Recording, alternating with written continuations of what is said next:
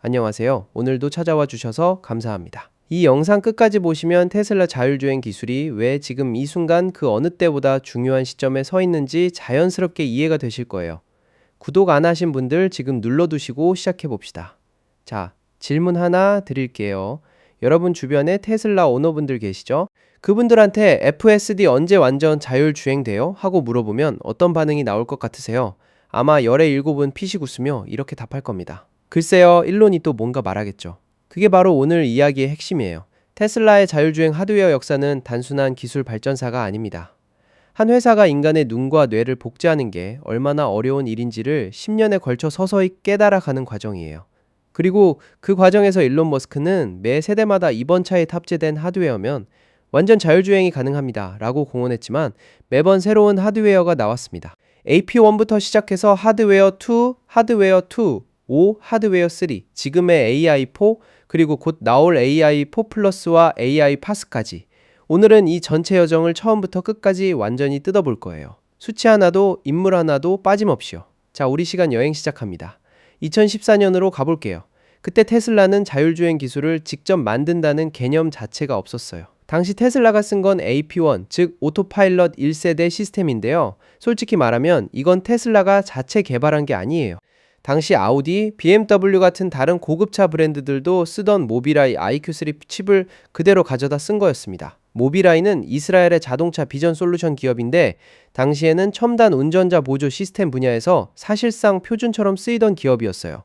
카메라는 딱 하나였습니다. 차량 앞쪽을 바라보는 단일 전방 카메라. 이 카메라가 할 수 있는 건 내 앞에 있는 차선과 바로 앞 차량을 인식하는 것뿐이었어요. 그게 전부예요. 좌우 어느 방향이든 뒤쪽이든 눈이 없는 거나 다름없었습니다. 정지 신호, 인식 불가, 빨간 불, 인식 불가 옆 차선에서 갑자기 끼어드는 차, 아무 개념 없음. 지금 기준으로 보면 거의 눈 하나 감고 운전하는 수준이었죠. 그래서 테슬라는 이걸 보완하기 위해 레이더와 초음파 센서를 함께 달았어요. 레이더는 카메라가 놓친 전방 장애물을 추적하는 역할, 그리고 USS라고 부르는 초음파 센서들은 주차할 때 주변 물체 감지를 도와주는 역할이었습니다. 레이더는 카메라의 시야 밖을 보완해주고 초음파는 가까운 거리에 세밀한 감지를 담당한 거예요. 각각이 약점을 메우는 구조였죠. 이 AP1 시스템이 활용된 기간은 2014년부터 2017년까지 불과 3년입니다. 꽤 빠르게 바뀌죠. 2016년 테슬라와 모비라이 사이에서 무슨 일이 벌어졌냐면 둘이 결별을 선언했습니다. 당시 여러 설이 있었는데 핵심은 테슬라가 모비라이의 기술에 더 이상 만족하지 못했다는 거예요. 직접 만들겠다, 완전히 새로 짜겠다는 선언이었고 이게 곧 EZW2의 시작이 됩니다. EZW2로 넘어오면서 달라진 게 한두 가지가 아니었어요. 가장 눈에 띄는 변화는 카메라 수였습니다. 1개에서 단번에 8개로 늘었거든요. 차량 전방, 측방, 후방을 모두 아우르는 8개의 서라운드 카메라를 탑재해서 사실상 360도에 가까운 시야를 확보하게 됐어요. 이건 정말 획기적인 변화였습니다. 근데 카메라 자체의 특성이 좀 독특했어요. RCCC 센서라는 걸 썼는데 이게 뭐냐면 레드 클리어 클리어 클리어의 약자예요. 일반 카메라는 RGB, 그러니까 빨강 초록 파랑 픽셀로 색을 표현하는데 테슬라는 저조도 환경에서 더 많은 빛을 받아들이기 위해 초록과 파랑 픽셀을 투명 픽셀로 바꿔버린 겁니다. 빛을 더 잘 받아들이는 대신 색 정보를 포기한 거죠. 이 카메라로 찍은 영상을 보면 세상이 온통 세피아 톤이에요. 황토색 빛이 도는 오래된 사진 같은 느낌. 차선과 빨간 신호등 같은 명암 대비는 잘 잡아내지만 그 외의 색상 정보는 사실상 없는 거나 마찬가지였습니다. 칩은 엔비디아의 드라이브 PX2로 바뀌었어요. 모비라이와 결별하고 테슬라가 고른 파트너가 엔비디아였는데 PX2도 나름 당시 기준으로는 강력한 칩이었어요.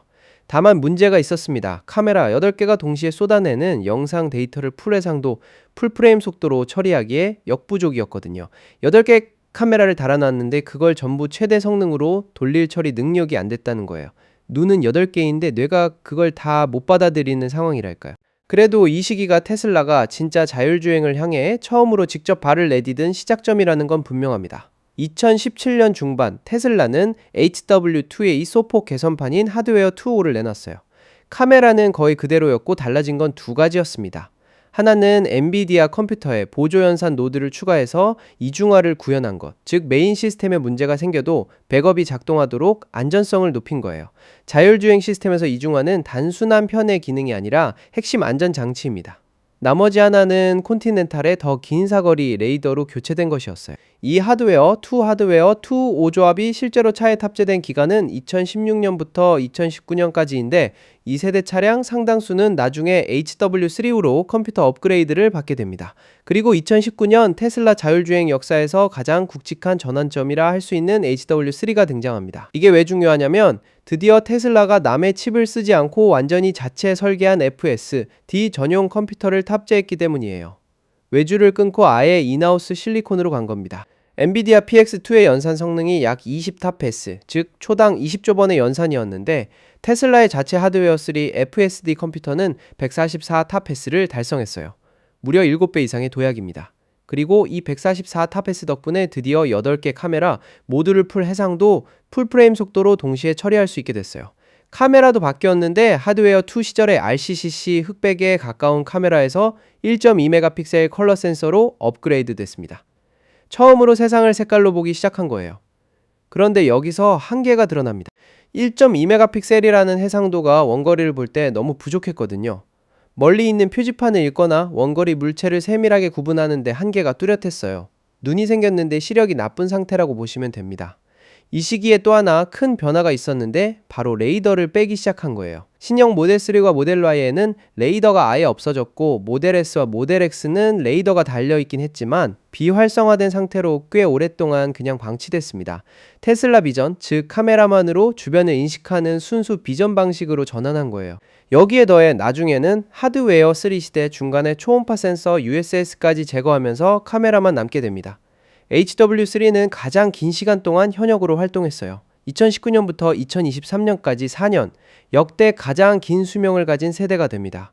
그리고 2023년부터 지금 현재까지 쓰이고 있는 게 하드웨어 4 혹은 AI4라고 불리는 4세대 시스템입니다. 이 세대에서 테슬라는 드디어 카메라를 제대로 업그레이드 했어요. 1.2메가픽셀에서 약 5메가픽셀로 무려 4배 이상 해상도가 높아졌습니다. 사람으로 치면 안경 없이도 시력 1.0으로 볼 수 있게 된 것 같은 변화예요.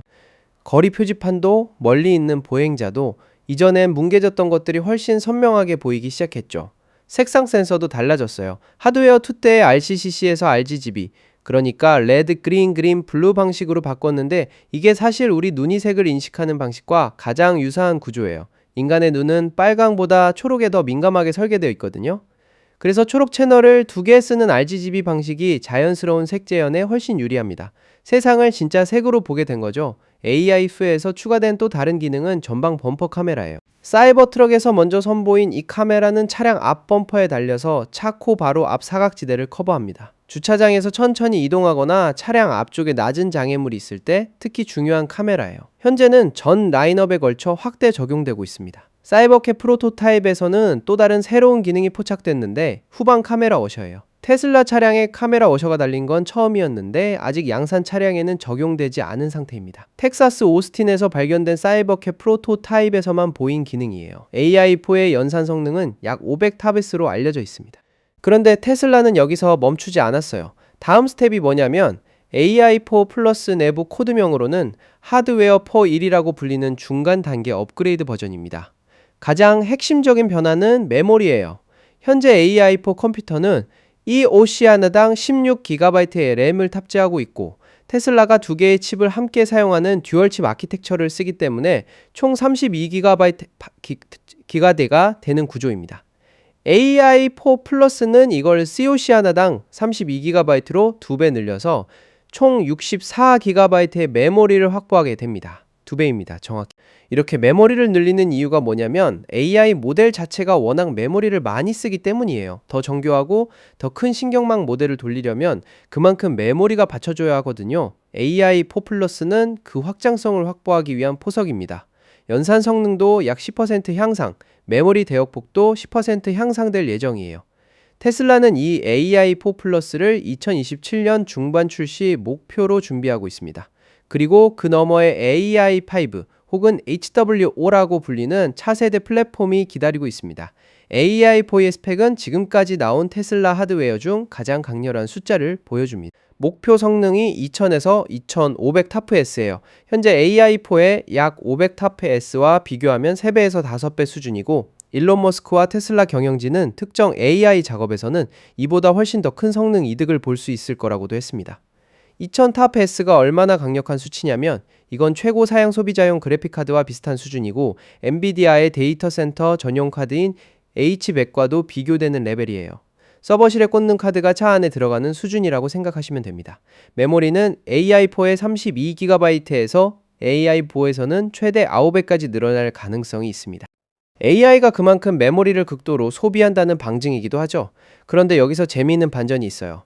많은 분들이 AI5가 차에 먼저 들어올 거라고 기대하실 텐데 테슬라의 계획은 좀 달라요. AI5는 처음에 자동차가 아니라 옵티머스, 테슬라의 휴머노이드 로봇에 먼저 탑재된다는 겁니다. 차량용 AI5는 2027년 말을 목표로 하고 있는데 AI4 플러스의 출시 일정이 2027년 중반이라는 점을 감안하면 타임라인이 꽤 빡빡해요. 테슬라 측도 이 일정 중 하나는 밀릴 수 있다는 걸 사실상 암시하고 있는 상황입니다. AI4 플러스가 예상보다 일찍 나오거나 반대로 차량용 AI5가 2028년으로 밀리거나 둘 중 하나가 될 가능성이 높다는 거죠. 여기서 잠깐 전체적인 흐름을 다시 짚어볼게요. AP1은 2014년부터 2017년 모빌아이 IQ3 단일 전방 카메라, 레이더, 초음파 센서, 자율주행이라기보다는 첨단 크루즈 컨트롤 수준. HW2는 2016년부터 2019년 8개 카메라, 엔비디아 PX-EC 센서, 눈이 8개가 됐지만 생명의 뇌는 아직 부족. 하드웨어 2는 2017년 중반에 등장한 개선판으로 이중화와 장거리 레이더 추가. HW3는 2019년부터 2023년 테슬라 자체 설계 칩 144, 탑S 컬러 카메라 탑재하지만 1.2메가픽셀의 1개. AI4는 2023년 현재 5메가픽셀 카메라, RGB 컬러, 전방 범퍼 카메라, 500 탑스. AI4 플러스는 2027년 중반 메모리 2배, 10% 성능 향상. AI4는 2027년 말 이후 2000에서 2500 탑스. 메모리 최대 9배. AP1을 제외하고 모든 세대가 출시될 때마다 이게 완전 자율주행을 위한 마지막 퍼즐, 조각이라는 메시지가 따라왔어요. 그리고 매번 다음 세대가 등장했습니다. 테슬라도 나중에는 자율주행이 당초 예상보다 훨씬 풀기 어려운 문제였다고 인정했습니다. 지금 FSD V14와 AI4 조합으로 테슬라가 진짜 자율주행의 문턱에 거의 다가선 것 같긴 한데 이미 AI4가 마지막이 아니라는 게 밝혀진 상황이죠. AI4 플러스가 있고 AI 퍼스가 있어요. 카메라와 카메라 클리너 시스템이 다음 세대에서 어떻게 달라질지는 아직 공개된 정보가 없습니다. 여러분 아이러브9에서는 앞으로도 이런 기술 변화의 흐름을 계속 추적할 거예요. 다음번에 또 새로운 소식이 들어오면 바로 가져올게요. 오늘 영상이 도움됐다면 좋아요 한번 눌러주시고 구독이랑 알림 설정도 부탁드립니다. 그럼 다음에 봐요.